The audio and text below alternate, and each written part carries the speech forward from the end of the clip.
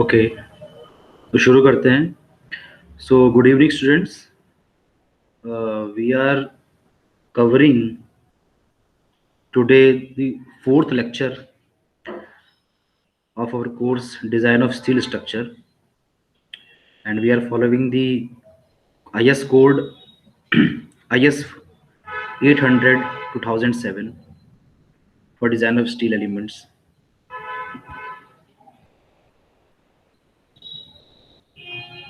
तो अभी तक हमने बोल्ट का डिज़ाइन लास्ट क्लास में थोड़ा बहुत देखा था, ठीक है। वहीं से शुरू करते हैं, ठीक है।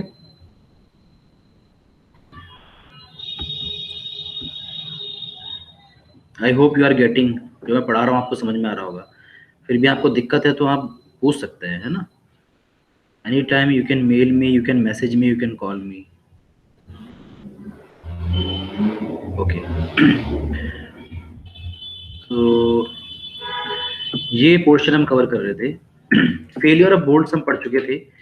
फेलियर ऑफ बोल्ट्स के बाद बोल्ट का डिज़ाइन कैसे होता है, उसमें पहले हम स्ट्रेंथ निकालते हैं शेयरिंग में और बियरिंग में, वो सब हम देख रहे थे, ठीक है।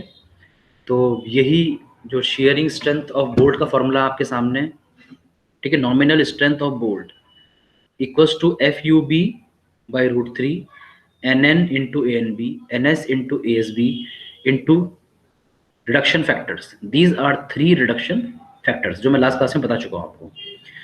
एक बार थोड़ा सा रिकैप कर लेते हैं, फास्ट रिवीजन कर लेते हैं, then we will move forward. Okay, FUB is the ultimate strength, B denotes the bolt, it is ultimate strength of the bolt, right?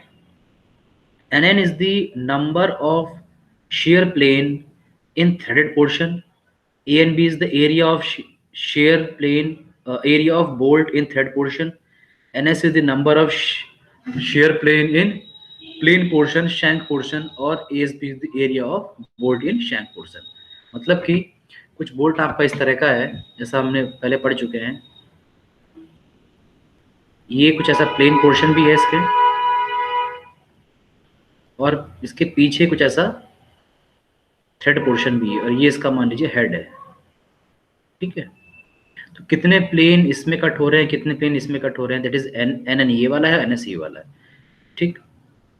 Reduction factor भी हमने डिटेल में डिस्कस किए थे, ठीक है। एक थोड़ा सा क्विक रिव्यू उसका ले लेते हैं, देन we'll मूव फॉरवर्ड, ठीक है। Area is the π/4 d square, it is ANS, और ANB इज ASB, और ANB इज 0.78 π/4 d स्क्वायर, ठीक है।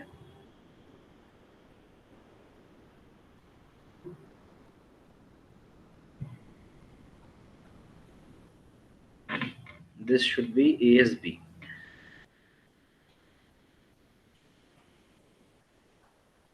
ओके, तो ये पहला फैक्टर रिडक्शन फैक्टर आपका beta LJ, reduction factor allowed overloading the end bolt occurring the long connection. जो long connection अगर है हमारा, तो हम इस फैक्टर को कंसिडर करेंगे अगर लॉन्ग है। और पता कैसे चलेगा कि लॉन्ग कनेक्शन है, तो ये सब क्राइटेरिया है। LJ length of the joint if it is greater than 15 times of D, अगर वो length of the joint 15D से बड़ी है, D is the diameter of bolt, then we will consider this factor beta LJ। और ये उसका formula है कि निकालना कैसे है, 1.075 माइनस LJ ओवर 200D। और ये फैक्टर आपका 0.75 और 1 के बीच में लाई करना चाहिए। It is the condition, lie करना ही चाहिए। If it is not so, if it is 1.2 then आप उसको 1 लेंगे। अगर ये 1 से ज़्यादा है तो उसको 1 लीजिएगा, और वो 0.75 से कम है तो आप उसको 0.75 लीजिएगा, और इसके बीच में है तो देन आप उसको वही कंसिडर करेंगे as it is. Second reduction factor is beta LG, grip length के लिए फैक्टर है ये कब यूज करना है, जब grip length if it is greater than 5D is the diameter of bolt. Grip length मैंने बताया था क्या होती है, thickness of all the plates is called grip length. जितनी प्लेट एक दूसरे के ऊपर रखी हुई है, हमने ओवरलैप करा हुआ है, that is our grip length. निकालना कैसे, this is the formula, beta LG is equal to 8D upon 3 plus LG। Fine, ये इस तरह से आप निकाल लेंगे। Third factor is the factor for the packaging plate और फिलर प्लेट। मैंने आपको बताया था कि आप डबल कवर बट जॉइंट जब डिजाइन कर रहे हैं, और you are coming through some conditions like you have this plate of thickness, let us say 20 mm, you have this plate of thickness, let us say 12 mm, ये मान लीजिए 20 है, ये मान लीजिए 12 है, और आप इसको double cover butt joint provide करना है, तो आप ऊपर से कवर प्लेट लगा दी और ये नीचे से भी आपने कवर प्लेट लगा दी। तो आप देख पाएंगे कि ये जो है 20 - 12, ये बचा कितना 8 mm। इसको फिल करने के लिए यहाँ पे एक प्लेट लगा देते हैं, इसको मैंने ऐसे शेडेड कर दिया, हैच्ड कर दिया। ये फिलर प्लेट और पैकेजिंग प्लेट होती है। अगर ये लेट अस से this time it is 8 mm ना, थिकनेस इज 8 mm, तो it is greater than 6 mm। ये कब प्रोवाइड करना है factor? When thickness of packaging plate is greater than 6 mm, this time it is 8 mm, सो आपको ये factor consider करना है। फैक्टर निकालने के लिए 1 - 0.0125 into TPKG 8। okay, so this is how we will calculate the shear strength of the bolt, fine। और ये बताया था मैंने कि ये तो है VNSB जो आपने पढ़ा, this is nominal strength, right. और इसी में फैक्टर ऑफ सेफ्टी का जब डिवाइड कर देंगे VNSB में गामा MB विच इज 1.25, तो आपका बन जाएगा VDSB means design shear strength. वो भी शेयर स्ट्रेंथ है, बस फैक्टर ऑफ सेफ्टी का डिवाइड कर दिया तो उसमें N की जगह D आ गया, डिजाइन बन गया। वो डिजाइन वर्ड आता है तो मतलब फैक्टर ऑफ सेफ्टी उसमें आप डिवाइड कर रहे हैं। बियरिंग का जो फॉर्मूला है वो इस तरह से है, VNPB वही nominal strength of bolt in bearing 2.5 kb D into T into FU ultimate strength, FE 410 की 410 होगी, right. KB is the bolt constant, तो KB कैसे निकालना है मैंने बताया था आपको, E/3 इंटू D0, कॉमा मतलब ये value, pitch upon 3 into D0 minus 0.25 second value, FUB/FU third value, and the last is 1। चारों वैल्यू कैलकुलेट करोगे, सबसे छोटी वैल्यू जो होगी वो आपका ये कांस्टेंट होगा, बोल्ट कांस्टेंट होगा, राइट। D0 हियर लिखा है, D0 is the whole diameter. वो कैसे निकालेंगे? Diameter of bolt D plus clearance, और ये क्लियरेंस क्या लेना है मैंने आपको ऑलरेडी बताया था, है ना। 12 से 14 के लिए ये 1 होता है, फिर 14 to 24 के लिए 2 होता है, और greater than 24 mm diameter bolt के लिए कितना होता है? 3 होता है, ठीक है। P पिच, मिनिमम पिच आपको लेनी है 2.5 इंटू D, और E होता है एज डिस्टेंस, आपको 1.5 इंटू D0 लेनी है, और दूसरा एक और फॉर्मूला होता है 1.7 इंटू D0।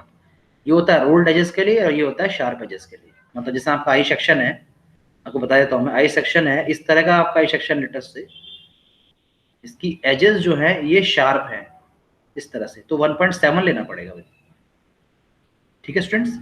और अगर आपकी रोल्ड है, means if this section is rolled section, rolled section ऐसा होता है, तो आपका फिर 1.5 लेना पड़ेगा, ठीक है। ऐसे निकलेगी आपकी बियरिंग की स्ट्रेंथ। T यहाँ पे इंपॉर्टेंट था, मैंने बताया था, T is the thickness of thinner plate, सबसे छोटी प्लेट, जितनी प्लेट्स लग रही हैं उनकी सबसे थिनर प्लेट की थिकनेस, ठीक है। लैब जॉइंट में इट इज इजी कि मान लीजिए एक प्लेट आपकी लैब जॉइंट में 16 mm की है, एक प्लेट आपकी ये 12 mm की है, 2 प्लेट आपने ऐसे बोल्टिंग कर दी, तो थिनर प्लेट थिकनेस 12 आप ले लेंगे, इजी है। बट आपका है butt joint, right, this is the butt joint, और आपने इस पे कवर प्लेट ऊपर से लगा दी और नीचे से भी मान लीजिए लगा दी, तो क्या बन गया? Double cover butt joint. तो ये बीच की जो प्लेटें हैं दोनों, ये और ये मान लीजिए 14 mm की है, ये 16 mm की है, 14 ले लीजिए, और कवर प्लेट आपने जो लगाई है वो लगाई है 6 mm की, 6 नीचे। तो इसमें आपको ये T क्या लेना होगा? तो आप लिखेंगे 14, एक तो 14 हो गई, और आप इसको 6 नहीं लेंगे, तो कवर प्लेट आपने यूज करी टॉप में और बॉटम में, तो दोनों का समेशन आप लेंगे, तो 6 + 6 it is 12। In this case also you will put T as 12. Fine. I hope you will understand. You understood all the thing. तो आपने वो VNPB निकाला, उसका आपने फैक्टर ऑफ सेफ्टी से डिवाइड करा, तो आपका डिजाइन बियरिंग स्ट्रेंथ मिल गई। Factor of safety will be the same 1.25। Strength in tension of bolt, tension of bolt generally normally tension आता है बोल्ट में तभी अप्लाई इसको करते हैं।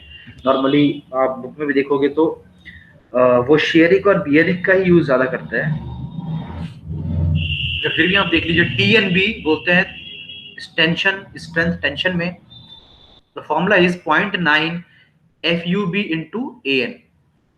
FUB वही Fe410 के लिए FUB 400 हो जाएगा। AN is the net area of bolt. ये AN कुछ नहीं है, जो हमने AN भी पढ़ा था बियरिंग वाले में, क्या पढ़ा था, 0.78 इंटू π/4d², वही है ये दिस इज द फॉर्मूला। वैसे ये फॉर्मूला ऐसे निकालना है, बट कंडीशन है इसको देखिए, it should be less then Fy into ASB into gamma MB upon gamma M not. ये कंडीशन हाई कोर्ट ने बोला है फॉलो करनी है। FYB का मतलब है yield strength of bolt, ASB मतलब बोल्ट का एरिया। अब ये वही ANB वाला AN है और ये ASB है, मतलब ये 0.78 π/4d² है, और ये क्या है, π/4d²। गामा MB मतलब कितना था, 1.25 था, ये लिखा है यहाँ पर। और गामा M नॉट मैंने बताया था 1.1 होता है, इज लाइक दैट। यहाँ नीचे गिवन भी है देखिए, फाइन। तो TNB आ गया, नॉमिनल स्ट्रेंथ निकल गई टेंशन में। तो डिजाइन जहाँ D वर्ड लग गया N की जगह, वहाँ पे फिर आप फैक्टर सेफ्टी से डिवाइड कर देंगे। तो वही इन्होंने क्या किया है, TNB के अपॉन में गामा MB का डिवाइड कर दिया, तो TDB बन गया। Next is important point, tension capacity bolt की थी, अब ये टेंशन कैपेसिटी क्या है, प्लेट की। प्लेट का फॉर्मूला है तो वही, लेकिन यहाँ पे FU चेंज हो जाएगा, प्लेट का FU ले लेंगे 0.9 इंटू FU, वहाँ FU भी था, FU इंटू AN, वहाँ पे AN किस नेट एरिया किसका था, बोल्ट का, यहाँ पे नेट एरिया किसका होगा, प्लेट का, क्योंकि प्लेट की स्ट्रेंथ है, डिवाइड बाय गामा M1, ये भी 1.25 होता है।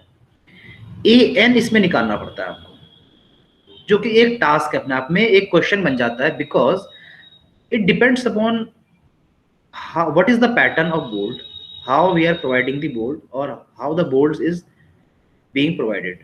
मीन्स जैसे ये बोल्टिंग प्रोवाइड करी, इसमें आप सेक्शन लोगे, ये सेक्शन काटा आपने, ये लिया, तो सेम ही हो जाएंगे। एक आपने इंक्लाइन ले लिया, ऐसे ऐसे मतलब प्लेट टीयर हो सकती है, फट सकती है। तो इसके अलॉन्ग आपको एरिया कैलकुलेट करना है, इसके अलॉन्ग एरिया कैलकुलेट करना है। एरिया क्या है, B minus ND0 into T। B क्या होगा यहाँ पे, width of the plate is small b, N is the number of bolt। Number of bolt मतलब 6 बोल्ट नहीं होंगे, मतलब आपने ऐसे प्लेन काटा है, या एक फिगर और यहाँ पे दीजिए, ऐसे प्लेन काटा है, इसमें 2 बोल्ट आ रहे हैं, ये वाला और ये वाला, number of bolt will be 2। Critical section में कितने बोल्ट हैं, ठीक है, इसको सेपरेटली देखेंगे बाद में।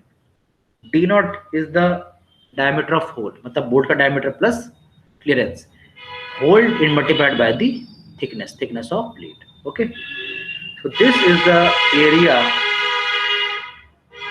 which is used for the calculation of tension capacity of bolt।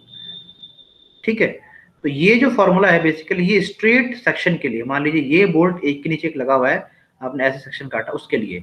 But for inclined section, like आपने ऐसे सेक्शन काटा इंक्लाइंड में, ऐसे ऐसे ऐसे कैसे भी, मतलब टेढ़ा मेढ़ा, उसके लिए जो फॉर्मूला यूज होता है, दिस इज AN का नेट एरिया निकालने का, वो होता है ये वाला, जो सेपरेटली देखेंगे, थोड़ा यहाँ पे क्लम्सी हो रखा है ये। इफ स्टैगर्ड मतलब वही इंक्लाइंड वगैरह है, ये रैंडम बोल्टिंग करी हुई है, then formula will be B minus ND0। देखो ये तो सेम हो गया, प्लस अब कुछ इंक्लिनेशन है, मतलब देखो यहाँ पे 1 2, मैं अलग से बता रहा हूँ आपको, 4 बोल्ट है, आपका सेक्शन क्रिटिकल सेक्शन ऐसे लिया आपने, तो फिर तो ये फॉर्मूला हो गया। अगर आपने ऐसे लिया है, ये एक इंक्लाइन बन गया ना, ये एक, तो इसको ऐसे यहाँ पे ट्रायंगल बना दीजिए, ठीक है। लोड आपका ऐसे लग रहा है, मैंने बताया था लोड ऐसे लग रहा है, तो पिच कौन सी होगी, ये वाली पिच हो गई लोड के पैरेलल। और इस लोड ऐसे लग रहा है, तो ये क्या हो गया आपका, वर्टिकल डिस्टेंस क्या हो गई, ये वाली, ये गेज हो गई, ये ट्रायंगल बन गया। ये मैं यहाँ से बना देता हूँ साइड में, ताकि कंफ्यूजन ना आपको। एक ऐसा ट्रायंगल बन गया, एक ऐसा ट्रायंगल बन गया, ये पिच और ये गेज। तो उसी का इन्होंने एक कंपोनेंट लिया है, summation of P² upon 4G, summation of pitch का square upon 4 into G, small g का ग्रिप लेंथ। ये पिच और ग्रिप लेंथ आपको क्वेश्चन में गिवन होगी, उसके अकॉर्डिंग आपको लेना है। समेशन का मतलब क्या है, आप समझ जाओ, समेशन मतलब ऐड करना। मान लीजिए ऐसा भी हो सकता है ना कि ऐसे ऐसे 3-4 टेढ़ी मेढ़ी लाइन, ऐसे ऐसे एक सेक्शन में 3-4 बोल्ट आ रहे हो इंक्लाइंड स्टैगर्ड केस, तो फिर इसकी पिच इसका गेज, इसकी पिच इसका गेज, इसकी पिच इसका गेज, ऐसे करके आपको लेना पड़ेगा। देखते हैं बाद में इसको। Bolt fifth is bolt with combined shear and tension.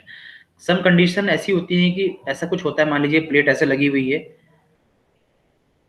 उसमें मेंबर ऐसे अटैच है, यहाँ पे आपने बोल्ट लगा दिया, अब ऐसे ही इसमें आप इसको पुल कर रहे हो, ठीक है, ये थोड़ा स्ट्रेट नहीं बनी, इसको आप स्ट्रेट कर लीजिए ऐसे, it is not curved member, it is straight member, okay, ये स्ट्रेट मान लो इसको, स्ट्रेट, ठीक है, ये एक एंगल पे है, ये थीटा एक एंगल है, ये स्ट्रेट, ये ऐसा हॉरिजॉन्टल है, ये पी आप इसमें टेंसाइल फोर्स लगा रहे हो, तो इस मेंबर का इस पी फोर्स कंपोनेंट एक यहां जाएगा which is P cos theta, आपको अच्छे से पता है, इस पी का कंपोनेंट एक वर्टिकल जाएगा which is P sine theta, okay. तो ये जो कंपोनेंट इधर आएगा, ये इस प्लेट के साथ क्या बनाएगा, शियर बनाएगा, ये वाला कॉस थीटा, और ये इसके साथ क्या बनाएगा, टेंशन बनाएगा। This time this arrangement connection will be subjected to shear as well as tension। तो इसका कंबाइंड जब दोनों चीज हो जाएंगे तो इसमें जो एक फॉर्मूला बनता है जो हमें प्रूफ करना होता है एनालिसिस के लिए, this formula is called interaction formula. क्या बोलते हैं इसको, इंटरैक्शन फॉर्मूला, इंटरैक्शन फॉर्मूला। इसमें देखिए v upon V S D का whole square, t upon T N D का whole square should be less than equal to 1, where V is the shear force, मतलब applied shear force, मतलब ऊपर वाला force है नीचे वाली स्ट्रेंथ है, ऊपर वाला shear force नीचे वाली shear स्ट्रेंथ।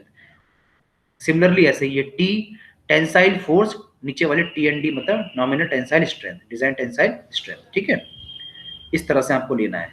तो क्वेश्चन में कुछ फोर्स गिवन होगा, ये P का कंपोनेंट आपका क्या हो गया, ये आपने P जो आपने ये P cos थीटा लिया था वही V हो जाएगा, पी साइन थीटा क्या जाएगा, टी हो जाएगा, और वीएसडी आपको पता ही है, आप निकालना जानते हो, वीएसडी और टी आप निकाल लोगे, और जब इसको करोगे तो it should be less then 1, अगर ये आ रहा है तो देन यू कैन से कि ये शेयर और टेंशन दोनों में एक साथ जो है सेफ है, इट इज नॉट फेलिंग, ये फेल नहीं हो रहा है, अगर ये कंडीशन आपकी फुलफिल होती है तो, ठीक है। तो अभी क्लास में हम करते हैं numerical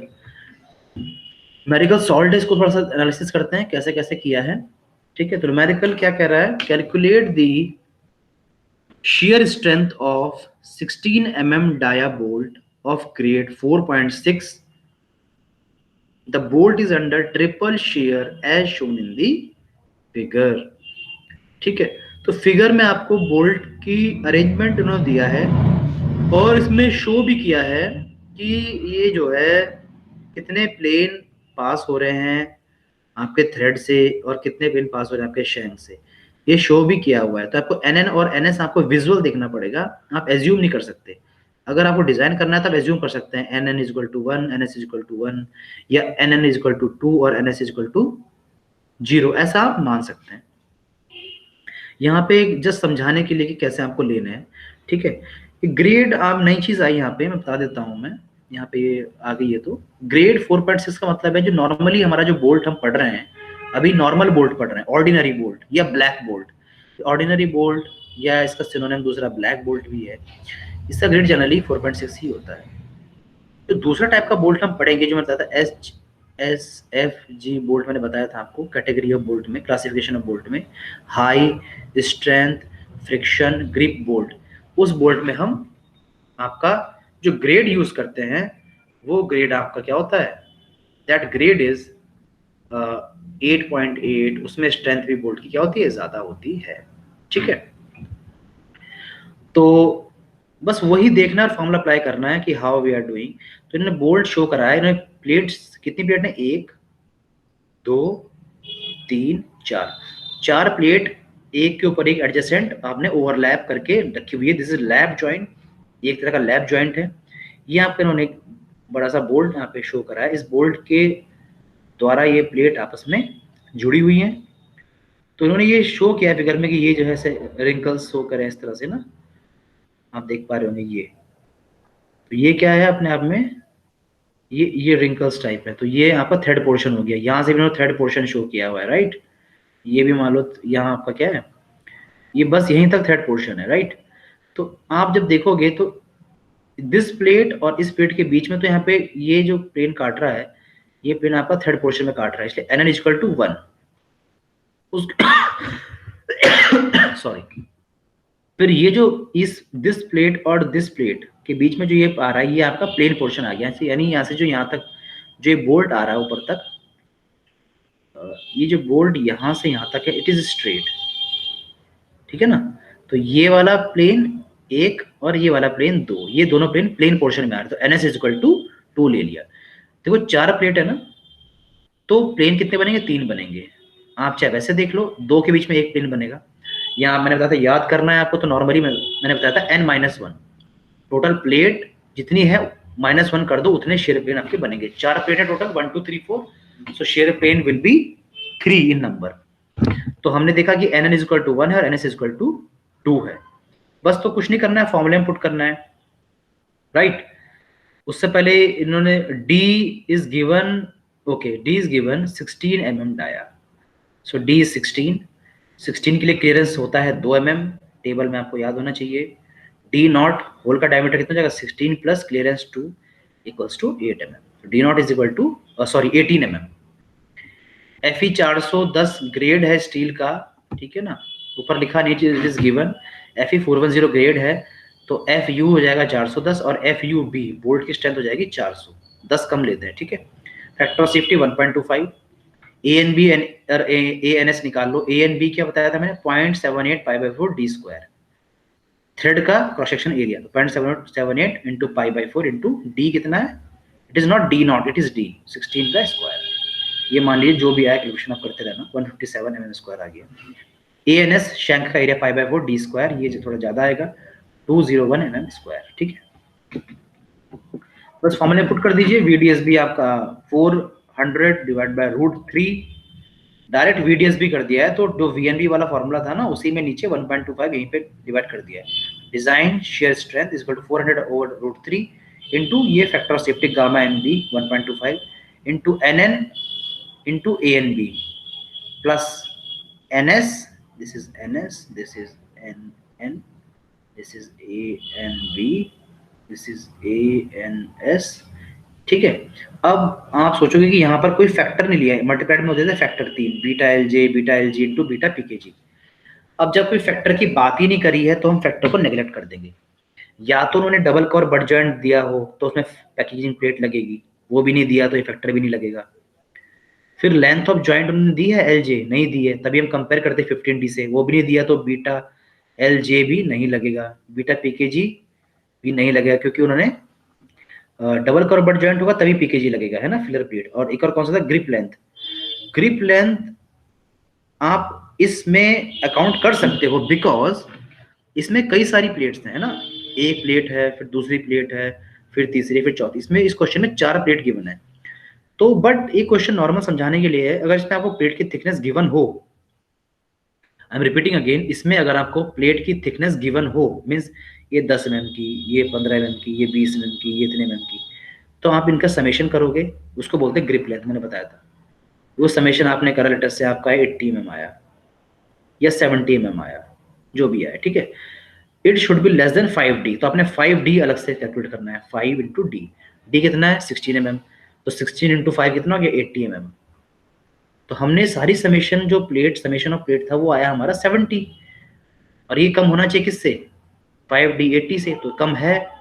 if it is like that, तो बीटा, तीसरा फैक्टर बीटा LG भी आपका नेग्लिजिबल हो जाएगा, यानी ये तीनों फैक्टर 111 ले लोगे।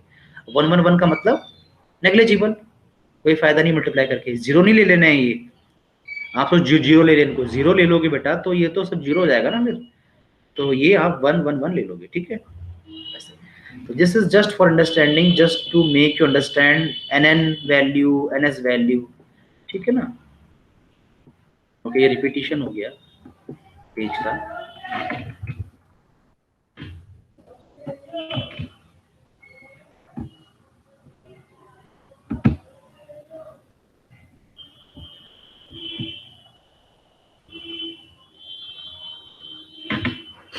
सॉरी, ये क्लोज हो गई file, coming on that page.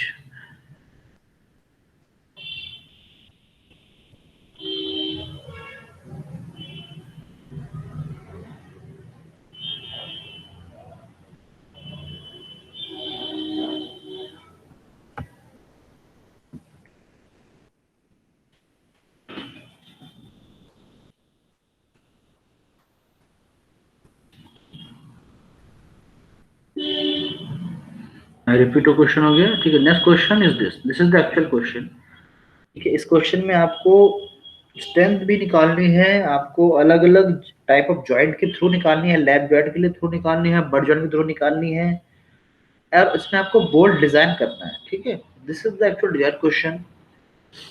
So let us see this question.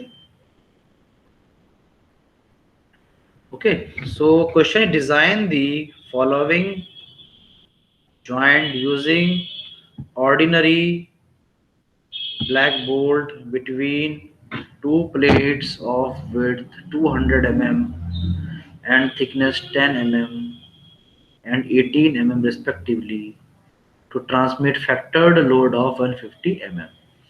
मैं आपको एक चीज बता दूं, जहां भी फैक्टर्ड लोड बढ़ आ रहा है इट मींस उसमें लोड फैक्टर ऑलरेडी मल्टीप्लाई है।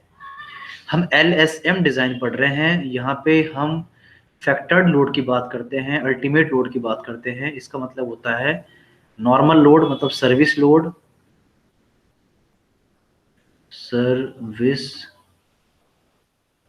Multiplied by the load factor which is normally 1.5, ठीक है ना। तो गिवन लोड सर्विस लोड जो आपका है उसमें 1.5 की ऑलरेडी मल्टीप्लाई करी हुई है, इसको बोलते हैं आपका फैक्टर्ड लोड। क्या बोलते हैं? फैक्टर्ड लोड या अल्टीमेट लोड इन LSM। तो LSM में है तो यहाँ पे आपको 150 एज इट इज लेना है। अगर यहाँ आपको सर्विस लोड लिखा होता फैक्टर लोड की जगह 150, तो आपको 150 में 1.5 की मल्टीप्लाई करनी होती, ठीक है। It is already factored, so no need to multiply. तो डिजाइन आपको करना है लैब जॉइंट के अनुसार भी करना है, cover joint single cover bird joint के अनुसार भी करना है। कवर प्लेट की थिकनेस ये कह रहा है कि आपको 8 mm ले लेनी है। फिर थर्ड केस C में कह रहा है डबल कवर बर्ड जॉइंट के थ्रू डिजाइन करना है with the 8 mm cover plates. Double cover मतलब ऊपर भी कवर प्लेट होगी नीचे भी होगी, दोनों 8-8 mm की ले लीजिए। ग्रेड इसने कहा है कि use Fe410 steel, diameter of bolt बोल दिया 16 mm ले लीजिए। अब ग्रेड 4.6 कांस्टेंट रहेगा, इसमें ध्यान देने की जरूरत नहीं है। ऑर्डिनरी बोल्ट है लिखा है ऑर्डिनरी ब्लैक बोल्ट, तो ये नॉर्मली यही रहेगा, ठीक है। तो दो प्लेट यहाँ पे देखो, प्लेट आपको दो दी गिवन है, एक की थिकनेस कितनी है 10, एक की थिकनेस कितनी है 18। तो दो, पहला केस क्या है लैब जॉइंट। तो जब लैब जॉइंट में आप इसको करेंगे क्वेश्चन को सॉल्व, वही VDS भी निकालना है फिर VDB भी निकालना है, दोनों निकालेंगे इसमें बेरिंग में। तो first case is the lab joint. तो लैब जॉइंट ऐसे ही होता है, एक प्लेट ये रख दी आपने, माना कुछ भी मान लो, ये 18 की मान ली आपने, ये 3 और ये आपने मान ली वाली प्लेट 10 की, ठीक है ना। ये गिवन है आपको, तो ऐसे ओवरलैप कर दी, ये आपने आपका ये बोल्ट आपको दिख रहा है, आपने बोल्टिंग कर दी, ठीक है। तो दो प्लेट हैं तो कितने शेयर प्लेन होंगे इसमें बताइए। हियर इज 2 प्लेट ना, 1 and 2, दो प्लेन के बीच में एक ही शेयर प्लेन होगा ये वाला। दोनों के बीच में जब आप इसमें फोर्स लगाओगे तो यही तो जो कांटेक्ट का इनका जो कांटेक्ट का जो प्लेन है यही इसका क्या होगा, this is the shear plane, right. ऐसे भी कर लो, नंबर ऑफ प्लेट कितनी है n इक्वल टू 2 है लेट अस से, तो मैंने बोला था n-1 is the shear plane, तो 2-1 is equal to 1 will be the shear plane, right. Shear plane is into thread only. मैंने आपको कहा था हमें एज्यूम करना है, आपको गिवन नहीं है कुछ। तो NN जैसे मैंने बताया था आपको कि आपको एज्यूम करना है, तो एक ही शेयर प्लेन है तो आप एज्यूम क्या करोगे, उसको प्लेन को एज्यूम करोगे थ्रेड में, ठीक है। दिस टाइम आप वैसे मैंने आपको बता दूं, जब मैं से आप लेक्चर सुन रहे हो मेरा रिकॉर्डेड लेक्चर, तो आपको पेन पेंसिल या आपको कॉपी के साथ बैठना चाहिए। तो आई होप इस टाइम आप नोट्स के साथ हैं, तो can write down as a note that if number of share plane is 1 or 2, number of share plane is, let us say 1 first, number of share plane is 1, then we will consider or we can consider NN is equal to 1 or NNS is equal to 0. if number of share plane is 1 then NN is equal to 1 and NS is equal to 0। एक ही होगा तो एक को 0 मानना पड़ेगा। तो हम ऐसा मानते हैं कि मान लीजिए बोल्ट है, मतलब इसमें इस तरह से, सॉरी, इस तरह से इसमें आपने बोल्टिंग वगैरह कर रखी है, ठीक है ना। तो छोटा बोल्ट है, मान लो उसने दो उसको प्लेट्स को ही उसने टाई अप किया है, तो इसमें शैंक पोर्शन कम होगा, थ्रेड पोर्शन ज्यादा होगा। तो जो बड़ा बोल्ट होता है बेसिकली, सॉरी, जो बड़ा बोल्ट होता है लॉन्ग होता है नीचे से, तो उसमें शैंक पोर्शन होता है, फिर थ्रेड पोर्शन शुरू होता है। जो छोटा ही बोल्ट होगा उसमें मैक्सिमम क्या होगा, ये रिंकल्स वाला पोर्शन होगा, है ना, ये इस तरह से चूड़ियां होती हैं इसमें, तो ये थ्रेड पोर्शन होगा। तो हम ऐसा मानते हैं कि thread portion is very important, क्योंकि इसमें आपको नट टाइट करना होता है। तो अगर एक ही शेयर पेन है तो हम मानेंगे वो थ्रेड में ही होगा, यानी NN1 होगा, NS क्या हो जाएगा, 0 हो जाएगा। इफ सेकंड कंडीशन की 3 प्लेट हो गई आपकी, मान लो अभी है नहीं ऐसा, बट मान लो इसके नीचे एक और प्लेट है, तो 3 प्लेट हो गई, मतलब shear plane will be 2। In that case you can consider NN is equal to 1, NS is equal to 1, दोनों को 1 मान सकते हो। और in fact you can consider NN is equal to even 2 और NS is equal to 0, ऐसा भी कर सकते हो। डिजाइन थिंग, ठीक है, थोड़ा बहुत माइनर डिफरेंस आ सकता है, क्योंकि डिजाइन में एजम्पशंस होते हैं, आपका मेथड सही होना चाहिए, right. As you know NS is equal to 0, तो NS के साथ AS भी होता है, तो ये पूरी टर्म 0 हो जाएगी। अब आप देखेंगे कि NN बचा 1 और AN भी आपको निकालना है। AN भी देखो क्या होता है, 0.78 इंटू π/4 d स्क्वायर, और d आपका 16 गिवन है, ये ऑलरेडी आप निकाल चुके हैं पीछे, ये आप निकाल लेना, into FUB over √3 into factor of safety. ये सब कैलकुलेट आपने करा, ये आया आपका 29 इंटू 10⁻³ न्यूटन। तो इसको हम किलो न्यूटन में कन्वर्ट कर लेंगे तो 29 किलो न्यूटन। तो बोल्ट की जो वैल्यू आई वो आई 29 किलो न्यूटन, किसमें, शेयर में, राइट। अब आप और देखो, बेयरिंग में निकालनी पड़ेगी। अभी इसको नंबर ऑफ बोल्ट वाले पॉइंट को अभी रहने दो।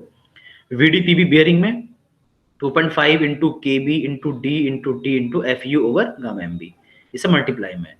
तो KB निकालना इसमें एक टास्क होता है, KB निकालना पड़ेगा आपको। तो E/3D0, P/3D0 minus 0.25 like this. तो E अलग से निकाल लो, E is equal to 1.7 D0, 1.5 भी होता है, 1.7 भी होता है। देखो मैंने बताया था ना, 1.5 नहीं, 1.5 इसलिए नहीं ले रहे हैं बिकॉज यहाँ पे रोल्ड एजेस नहीं है। जो प्लेट है यहाँ पे शार्प एजेस है इसकी, ये एजेस जो है इसकी ये शार्प है ना, तो इसलिए 1.7 लेना पड़ता है। रोल्ड होती तो 1.5 लेते, तो 1.7 लेंगे। 1.7 D0 क्या होता है, 16 + 2 18, 1.7 इंटू 18 विल बी 31। P मैंने बताया था, पिच क्या होता है, 2.5 इंटू D, तो 2.5 इंटू 16 कितना हो गया ये हो गया आपका 40, ठीक है। आई होप ये 20 16 5 जा 80 0 60 32 32 एंड 8 इज 40, तो इट शुड बी 40, ठीक है। यहाँ पे 50 लिख दिया होगा, 40 कर दीजिए इसको। 40/3 D0 माइनस 0.25 कमा FUB/FU और 1, ये चारों वैल्यू में कैलकुलेट करी, और हमने हमारा आंसर जो स्मॉलर, इन चारों में से सबसे स्मॉल वैल्यू है, दैट इज 0.57। तो KB की वैल्यू क्या होगी, 0.57, तो KB तो निकल गया। Next is D16। Next task is to find T। तो 2 प्लेट है, लैब जॉइंट है हमारे क्वेश्चन इसमें, सिंपल। एक प्लेट की थिकनेस कितनी है, 18 है, एक प्लेट की थिकनेस कितनी है, 10 थी, है ना, 2 प्लेट थी, 18 एंड 10।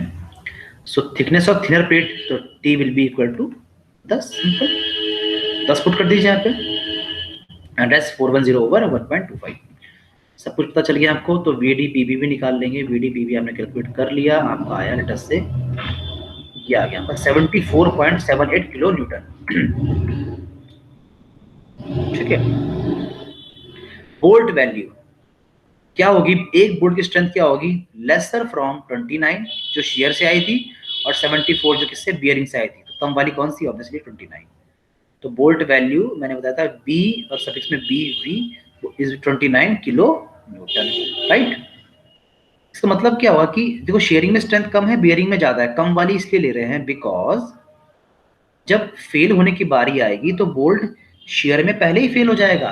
बियरिंग में तो उसकी स्ट्रेंथ 74 है, 74 है, लेकिन 29 किस में है, शेयरिंग में है, तो इतना वो लोड झेल ही नहीं पाएगा। 29 न्यूटन का लोड आया तो वो पहले ही शेयर में फेल हो जाएगा।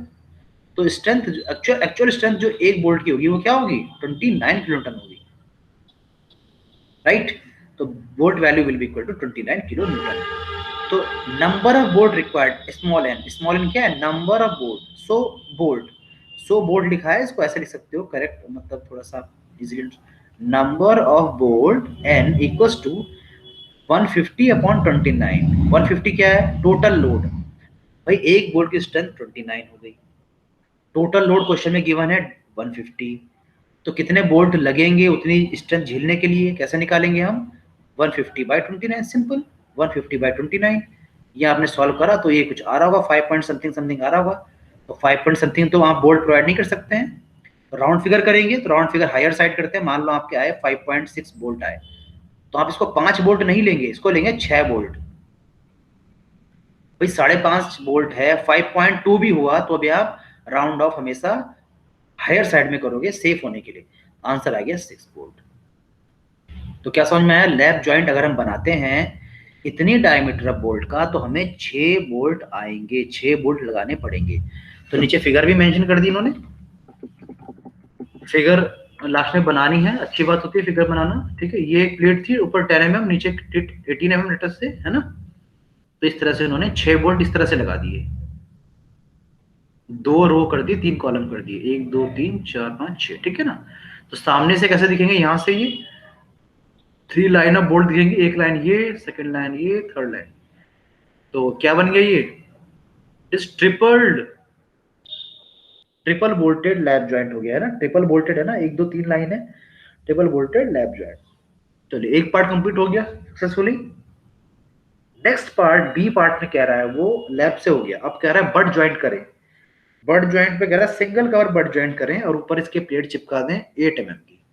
तो second part will be single cover but joint, तो एक प्लेट हो गई ये 18 mm, बट ज्वाइंट में ऐसे प्लेट मिलाते हैं ना, बट ज्वाइंट में कैसे मिलाएंगे, एक प्लेट ऐसे और एक प्लेट ऐसे, ठीक है, ये 10 वाली और ये 18 वाली, अभी जोड़ेंगे तो है नहीं ऐसे बोल्ट से, तो एक पर क्या लगाते हैं, कवर प्लेट, जो क्वेश्चन में गिवन है कि आप 8 mm की कवर प्लेट लगाइए, तो इस तरह का फिगर आपका बन गया है ना। इसमें 2 जगह से बोल्टिंग करनी होती है basically, from two point, this point और दिस पॉइंट, कि ये प्लेट भी अटैच होगी कवर प्लेट से और ये वाली प्लेट भी अटैच होगी कवर प्लेट से, तो this is the figure for single cover but joint. तो नेक्स्ट हाउ विल प्रोसीड, अच्छा वही निकालिए, वीडीएस भी निकालिए और वीडीपी भी निकालिए। तो भाई सिंपल आप देखोगे, अगर if you see, you can see ये प्लेट और ये प्लेट ऊपर से, this is on the same level, तो इस प्लेट और इन 2 प्लेट के बीच में कितने शेयर पेन है, एक शेयर पेन है कि 2 हैं, 3 है, 5 हैं, एक ही तो है, ये प्लेट हो गई और ये दोनों प्लेट हो गई, तो ये आप लोड वगैरह लगाओगे इसमें, इधर प्लेट गई इधर प्लेट गई, तो एक ही तो शेयर प्लेन है मैक्सिमम, दिस शेयर प्लेन, एक कॉन्टैक्ट प्लेन, तो वही सेम कहानी हो जाएगी पिछले वाली, N N is equal to 1, N S बराबर 0। जब आप कैलकुलेट करोगे तो वही 29 ही तो आएगा, क्योंकि वही क्वेश्चन चल रहा है, डायमीटर 16 ही है, तो VDS भी in this case also VDS भी equal to 29 mm। Shear strength कितनी आएगी, 29 ही आएगी, जैसे पिछले केस में आई थी, because it is a single share मतलब एक ही शेयर प्लेन है। VDP भी बदल जाएगी, मतलब बियरिंग में स्ट्रेंथ बदल जाएगी, तो यहाँ लिखोगे bearing, in bearing strength VDPB equals to वही formula 2.5 KB into D into T into FU, ठीक है। तो अब कह रहे हैं कि क्या KB बदल जाएगी, KB क्या था भाई, pitch upon 3D not, E upon 3D not, वो भी नहीं चेंज होगा, बिकॉज सारे पिच और एज तो आप वही लोगे स्टैंडर्ड 2.5 D नॉट, पिच आप लोगे सॉरी 1.7 D नॉट, पिच आप लोगे 2.5 D, राइट, तो वही सब लोगे, तो KB तो 0.57 ही आने वाला है जितना पहले आया था, है ना। तो KB will not change, दिखा भी same as for the as B and E are same, so KB will be same। D diameter bolt वो भी सेम होगा, 16 16 वो चल ही रहा है पहले से। T is the thickness of thinner plate, thickness of सबसे पतली प्लेट की thickness, this thing will change and this thing, as this thing is changing, so the whole value of VDPB is changing, और multiplied में FU upon कम MB, तो ये 410 हो गया FU, कम MB 1.5 नीचे आ गया, तो दिस T is change। तो क्या हो गया T, देखो T देखते हैं, this plate and this 2 plate, right, तो आप देखो, एक प्लेट 18 की हो गई, एक प्लेट 10 mm की हो गई, एक प्लेट कवर प्लेट जो हमने ऊपर लगाई ये 8 mm की हो गई। तो 10 mm आप साइड में नोट करेंगे, 18 mm और कवर प्लेट कितनी होगी 8 mm की। तो सबसे थिन कौन सी प्लेट हो गई 8 mm की। तो T will here will be 8. I am repeating again, if you are listening my lecture, repeating again, student, most of the student बच्चे यही गलती करते हैं, टी जल्दबाजी में ले लेते हैं। टी कोई 10 लेता है, कोई 18 लेता है, कोई 8 लेता है, कुछ भी लेता है। तो टी यहाँ पर 8 होगी फॉर दिस केस। देखो लैब ज्वाइंट के लिए टी 10 थी, सिंगल कवर बट ज्वाइंट के लिए टी कितनी हो गई 8 हो गई। और next case double cover but joint के लिए भी टी हो सकता है चेंज हो जाए, राइट। तो आपने ये टी जब चेंज हो गई तो कुछ ये कम आएगी स्ट्रेंथ, तो वीडीपीबी आपने कैलकुलेट करी, इट इज कमिंग 59.83। तो bearing strength is coming 59.83। So number of bolt required, कितने बोल्ट चाहिए, अगेन सेम वाई। अरे भाई आपने क्या करना है, लोड से डिवाइड करना है किसको, बोल्ट वैल्यू को, जैसे पहले किया था। लोड 150 कांस्टेंट, नीचे बोल्ट वैल्यू। बोल्ट वैल्यू क्या होता है, bolt value is strength lesser, strength which is lesser among shearing and bearing. तो शेयरिंग में स्ट्रेंथ 29, बियरिंग में स्ट्रेंथ 59.83, तो लेसर कौन सी, अगेन 29 बियरिंग शेयरिंग वाली। तो as in last case lap joint में भी सेम आ रहा था 150/29, सो अगेन 5.1 आ रहा है। देन राउंड ऑफ करेंगे हायर साइड 6 बोल्ट। तो 6 ही बोल्ट चाहिए थे लैब में, और 6 ही बोल्ट रिक्वायर्ड है हमारे सिंगल कवर बट ज्वाइंट में। फाइन। तो फिगर आपको ड्रॉ करना है कि कैसे अरेंजमेंट होगा इसका, तभी क्वेश्चन कंप्लीट होगा आपका। तो arrangement is same but we can change the we can change the pattern. यहाँ पे अरेंजमेंट वर्ड दोबारा गया, चेंज द पैटर्न, ठीक है। सो सी द बट ज्वाइंट मैंने आपको बताया था कि इधर भी बोल्ट लगता है, इधर भी बोल्ट लगता है, ठीक है। सो एक साइड का हम काउंट करते हैं, 6 बोल्ट एक साइड लगेंगे, दूसरी जगह भी 6 बोल्ट लगेंगे। डोंट कंसिडर कि यहाँ पे 3 यहाँ पे 3, राइट। तो ये प्लेट इस तरह से रखी आपने, ये प्लेट इस तरह से रखी, और एक और प्लेट आपकी 8 mm की ये ऊपर वाली, ठीक है। तो जब इसको हम टॉप से देखेंगे, टॉप व्यू का देखेंगे इस अरेंजमेंट का, तो ऐसा कुछ दिखेगा। तो ये लाइन कौन सी है, ये वाली लाइन है, ठीक है। तो ये देखें आप, तो दिस इज 6, ये आप इस तरह से दिखेगा, this figure is not up to the mark, क्योंकि ये 2 आपको बोल्ट यहाँ से दिखेंगे, 2 लाइन दिखेगी, एक line 2 line. So 1 2, here also 1 2, okay। तो it is double bolted single cover but joint, ठीक है ना। 2 लाइन इधर है, 2 लाइन इधर है, 1 2 1 2, this is your figure. Next is double cover butt joint, okay। I think this part is missing from this PDF, so don't worry, we will explain।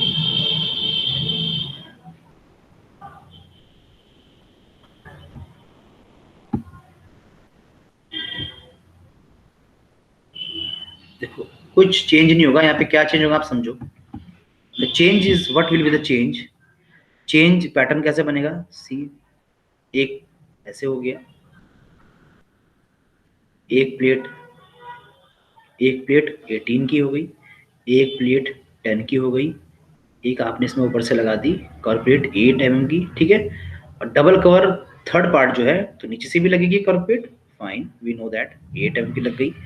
अभी gap जो बचा 18 और 10, गैप कितना बचा, ये 8 mm का, ये भी तो यहाँ पे आप लगा दोगे ऐसे, शेडिंग कर दोगे यहाँ पे ऐसे, हैचिंग कर दोगे, filler plate, this is called filler plate, ठीक है। अब आप निकालोगे क्या, VDSB, अगेन वही सेम काम करना है, VDSB, ठीक है, एंड VDPB शेयरिंग में निकालेंगे और बियरिंग में निकालेंगे, सिंपल।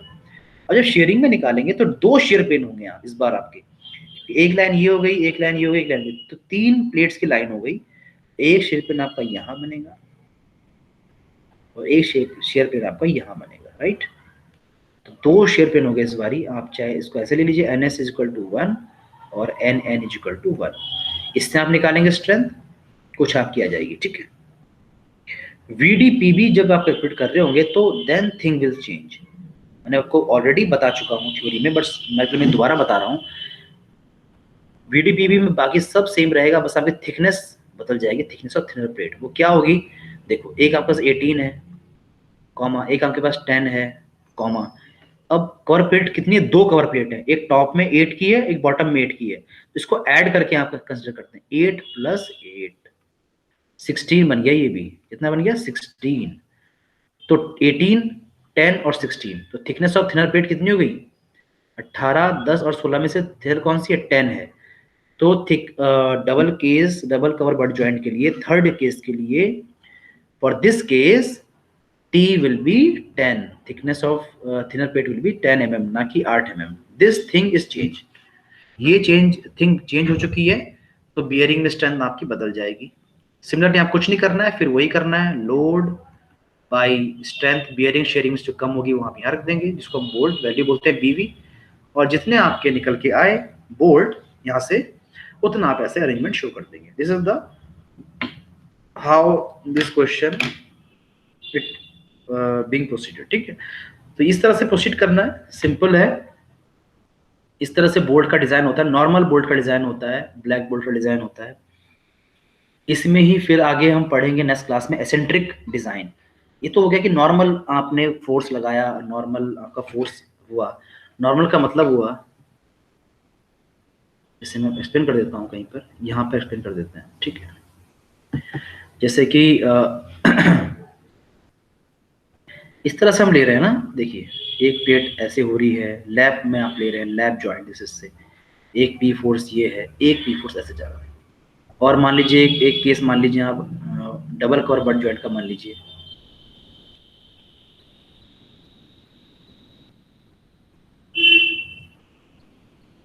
यहाँ पर इधर बोल्ट लग गया, इधर आपके इधर से ये बोल्ट लग गया, इधर एक बोल्ट लग गया, ठीक है। इस तरह से बोल्ट आपने लगा दिया, ठीक है। ये इधर से ऐसे पी लोड लग रहा है, सी दिस इंपॉर्टेंट पॉइंट, सी ये पी लोड ऐसे लगा, टेंसाइल लोड लग रहा है, ठीक है। ये आपका इसे बोल्टिंग आपने इस तरह से करी वर्टिकल। तो अब ये फोर्स ऐसे लग रहा है, फोर्स ऐसे लग रहा है, इसका लाइन ऑफ एक्शन किधर है, ऐसे डॉट डॉट डॉट डॉट आप ऐसे मैच करेंगे, यहाँ पर आ रहा है ना, इसका लाइन ऑफ एक्शन ये रहा। इस पॉइंट और इस पॉइंट के बीच में जो ये हो रहा है, this vertical distance is nothing but eccentricity. ये क्या है, ई, ई मतलब एसेंट्रिसिटी। यही तो वो चीज है कि मतलब इस P और इस P में ये एक मोमेंट क्रिएट कर देगा PE का। देखो ना, ये P फोर्स ऐसे गया, ये P फोर्स ऐसे गया, तो ये आपको नहीं लगता कि इस तरह का एक कपल प्रोड्यूस करेगा, मोमेंट प्रोड्यूस कर देगा, जैसे हमने पढ़ा है सोम में, बेसिक मैकेनिक्स में, कि एक बॉक्स ऐसे एक बॉक्स ऐसे, यहाँ से आपने ये शेयर फोर्स लगाया, यहाँ से आपने शेयर फोर्स लगाया, और ये वर्टिकल हाइट इसकी कुछ है, मान लो h है, और ये आपने P फोर्स लगाया, तो ये मोमेंट क्रिएट हो जाएगा आपका P इंटू एच का, ठीक है ना, P इंटू एच, क्योंकि ये फोर्स ऐसे, ये फोर्स ऐसे, तो ये ऐसे एंटी क्लॉकवाइज मूवमेंट क्रिएट हो जाएगा P इंटू एच का। सेम हियर, बट ये डिस्टेंस इतनी कम है, 18 mm, 10 mm, ये थिकनेस इतनी कम है कि एसेंट्रिसिटी जो ये है बीच की, ये बहुत माइनर है, और हम इसको क्या कर रहे हैं, नेग्लेक्ट कर रहे हैं। इसको हम मान रहे हैं कि ये E जीरो है, बहुत कम है, नेग्लेजिबल है, इसको आप जीरो मान सकते हैं, ये जीरो है नहीं बट जीरो मान रहे हैं, अपने डिजाइन में इसको कंसिडर नहीं कर रहे हैं, राइट। ये चीज है, तो इसलिए हम इसमें सिर्फ शेयरिंग बियरिंग की बातें कर रहे हैं, मूवमेंट की बात नहीं कर रहे हैं, किसी मूवमेंट की बात नहीं कर रहे हैं। डबल कवर बट जॉइंट में भी सेम है, हालांकि this is the better joint, because यहाँ से कुछ और फोर्स आया, रिजल्टेंट यही बना, इधर वाले फोर्स में भी यहाँ से कुछ फोर्स डेवलप हुआ, रिजल्टेंट यही बना, दोनों का line of action dot dot dot आपने मीट करा, तो इसका भी मीट करा, तो ये एक सेम लेवल पे मीट कर गया दोनों का line of action, if you see. तो डबल कवर बट जॉइंट में eccentricity is zero, in double cover butt joint, in double cover butt joint eccentricity is zero. That's why double cover butt joint is preferable, ठीक है। तो this ये important point था। तो ये बात आई कैसे, तो ये जो हम पढ़ रहे हैं this is the normal case, non eccentric case. अभी जो हम नेक्स्ट क्लास में पढ़ेंगे that what we are going to cover is eccentric case, right. और उसके बाद हम हाई स्ट्रेंथ फ्रिक्शन बोर्ड पे एक क्लास देंगे एंड देन उसके बाद हम वेल्डिंग पे चले जाएंगे। तो आई होप वेल्डिंग आपका कवर हो जाए। ये आपका एसेंट्रिक केस का देखो, दिस इज एसेंट्रिक केस, इस तरह से इसका न्यूमेरिकल है, देखिए।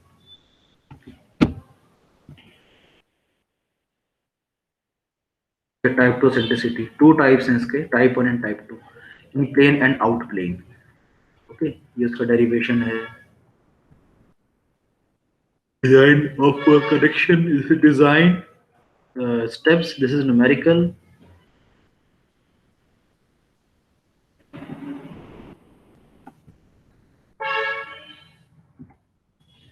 High strength friction grip bolt का फॉर्मूला, ये इसका जो है के बाद थोड़े से इसमें पेजेस जो हैं, it is little bit not arranged properly, so I will arrange.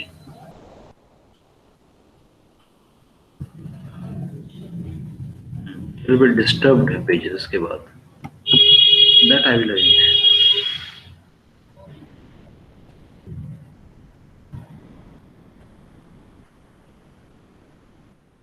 Okay, तो नेक्स्ट क्लास में हम इस तरह से कवर आपका कर लेंगे, so no need to worry, we are going fine I think.